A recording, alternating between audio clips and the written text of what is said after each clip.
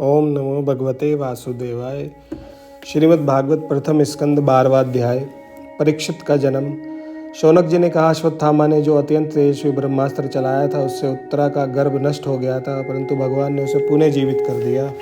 उस गर्भ से पैदा हुए महाज्ञानी महात्मा परीक्षित के, जिन्हें शुकदेव जी ने ज्ञानोपदेश दिया था, जन्म कर्म मृत्यु और उसके बाद जो गति उन्हें प्राप्त हुई, वह सब यदि आप ठीक समझे तो कहें। हम लोग बड़ी श्रद्धा के साथ सुनना चाहते हैं। सूत जी ने कहा, धर्मराज युधिष्ठिर अपनी प्रजा को प्रसन्न रखते हुए पिता के समान उसका पालन करने लगे। भगवान श्री कृष्ण के चरण कमलों के सेवन से वे समस्त भोगों से निष्प्रय हो गए थे। सोनकादि ऋषि उनके पास अतुल संपत्ति थी। उन्होंने बड़े बड़े यज्ञ किए थे तथा उनके फलस्वरूप श्रेष्ठ लोगों का अधिकार प्राप्त किया था।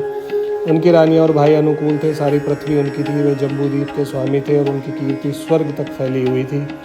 उनके पास भोग की ऐसी सामग्री थी जिसके लिए देवता लोग भी लालायित रहते हैं, परंतु जैसे भूखे मनुष्य को भोजन के अतिरिक्त दूसरे पदार्थ नहीं सुहाते, वैसे ही उन्हें भगवान के सिवा दूसरी कोई वस्तु सुख नहीं देती थी। शौनक जी उत्तरा के गर्भ में स्थित वह वीर शिशु परीक्षित जब अश्वत्थामा के ब्रह्मास्त्र के तेज से जलने लगा, तब उसने देखा कि उसकी आंखों के सामने एक ज्योतिर्मय पुरुष है।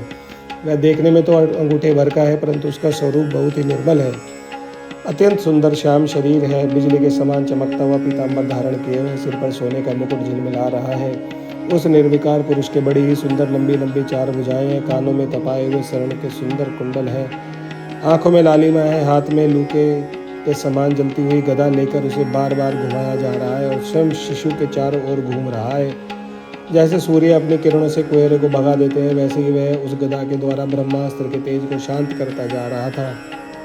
उस पुरुष को अपने समीप देखकर वह गर्भस्थ शिशु सोचने लगा कि यह कौन है। इस प्रकार उस 10 मास के गर्भस्थ शिशु के सामने ही धर्म रक्षक अप्रमेय भगवान श्री कृष्ण ब्रह्मास्त्र के तेज को शांत करके वहीं अंतर्ध्यान हो गए। तदंतर अनुकूल ग्रहों के उदय से युक्त समस्त सद्गुणों को विकसित करने वाले शुभ समय में पांडु के वंशधर परीक्षित का जन्म हुआ। जन्म के समय ही वह बालक इतना तेजस्वी दिख पड़ता था मानो स्वयं पांडु ने ही फिर से जन्म लिया हो। पौत्र के जन्म की बात सुनकर राजा युधिष्ठिर मन में बहुत प्रसन्न हुए। उन्होंने धौम्य कृपाचार्य और आदि ब्राह्मणों से मंगलावचन और जात कर्म संस्कार करवाए।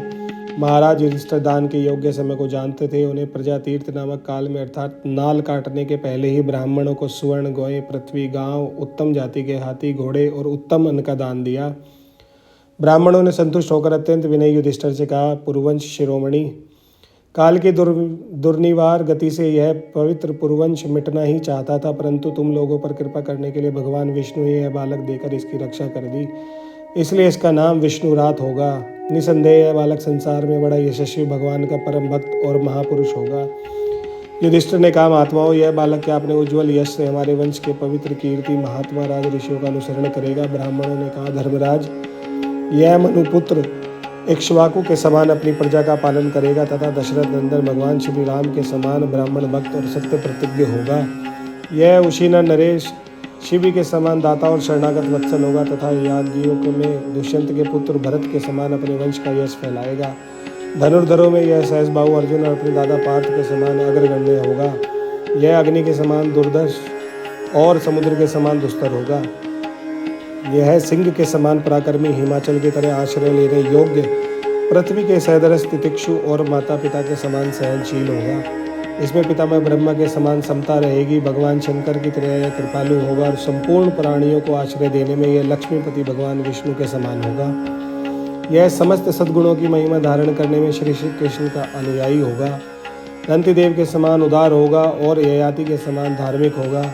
धैर्य में बलि के समान और भगवान श्री कृष्ण के प्रति दृढ़ निष्ठा में यह प्रहलाद के समान होगा। यह बहुत से अश्वमेघ यज्ञों का करने वाला और वृद्धों का सेवक होगा।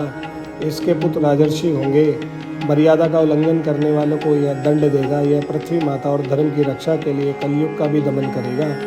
ब्राह्मण कुमार के शाप से तक्षक के द्वारा अपनी मृत्यु सुनकर यह सबकी आसक्ति छोड़ देगा और भगवान के चरणों की शरण लेगा।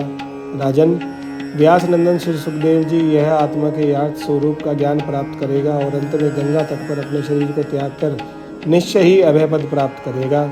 ज्योतिष शास्त्र के विशेषज्ञ ब्राह्मण राजा युधिष्ठिर को इस प्रकार बालक के जन्म लगन का फल बताकर और भेंट पूजा लेकर अपने अपने घर चले गए। वहीं यह बालक संसार में परीक्षित के नाम से प्रसिद्ध हुआ, क्योंकि वह समर्थ बालक गर्भ में जिस पुरुष का दर्शन पा चुका था उसका स्मरण करता हुआ लोगों से उसी की परीक्षा करता रहता था कि देखे इनमें से कौन सा वह है। जैसे शुक्ल पक्ष में दिन प्रतिदिन चंद्रमा अपनी कलाओं से पूर्ण होता है और बढ़ता है, वैसे ही यह राजकुमार भी अपने गुरुजनों के लालन पालन से कर्म से अनुदिन बढ़ता हुआ शीघ्र ही सयाना हो गया।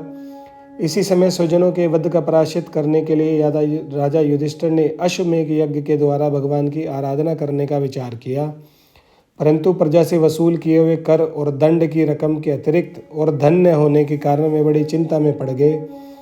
उनका अभिप्राय समझकर भगवान श्री कृष्ण की प्रेरणा से उनके भाई उत्तर दिशा में राजा मरुत और ब्राह्मणों द्वारा छोड़ा हुआ बहुत सा धन ले आए।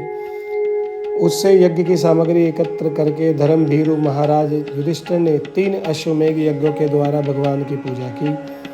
युधिष्ठिर के निमंत्रण से पधारे हुए भगवान ब्राह्मणों द्वारा उनका यज्ञ समापन कराकर अपने सुहृद पांडवों की प्रसन्नता के लिए कई महीनों तक वहीं रहे।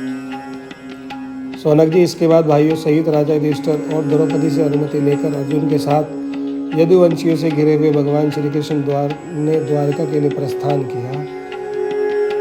श्रीमद् भागवत प्रथम स्कंद 12वां अध्याय समाप्त। ओम नमो भगवते वासुदेवाय।